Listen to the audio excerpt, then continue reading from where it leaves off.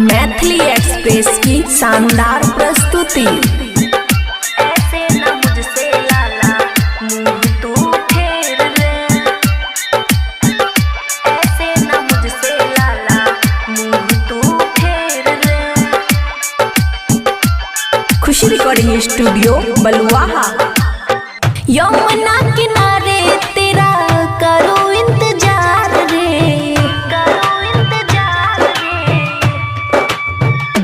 हाँ हाँ यमुना किनारे तेरा करो इंतजार रे, आके दिखा जा कान्हा मुझको दीदार रे, आके दिखा जा कान्हा मुझको दीदार रे, आके दिखा जा कान्हा। DJ Sumit Satish रैमा, DJ Sumit Satish रैमा।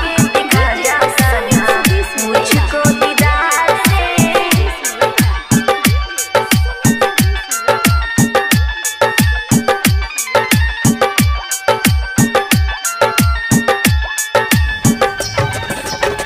दर्शन को तेरे कान्हा अखियाँ तर से, याद में ढरे ढरे अखियाँ बरसे, अखियाँ बरसे। हाँ हाँ दर्शन को तेरे कान्हा अखियाँ तर से, याद में ढरे ढरे अखियाँ बरसे।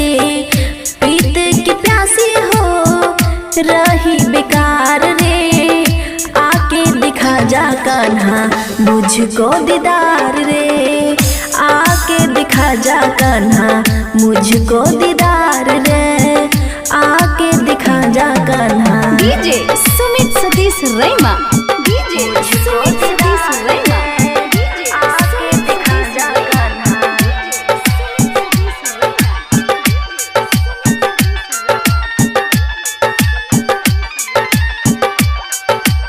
खुशी रिकॉर्डिंग स्टूडियो बलुआहा।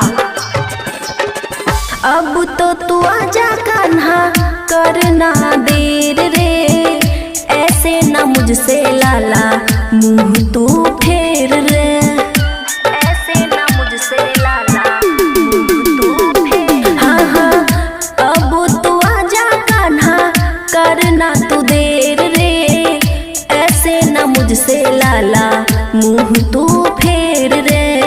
बबुआ राहुल भजन लिखे बार बार रे, आके दिखा जा कान्हा मुझको दीदार रे, आके दिखा जा कान्हा मुझको दीदार रे, आके दिखा जा कान्हा।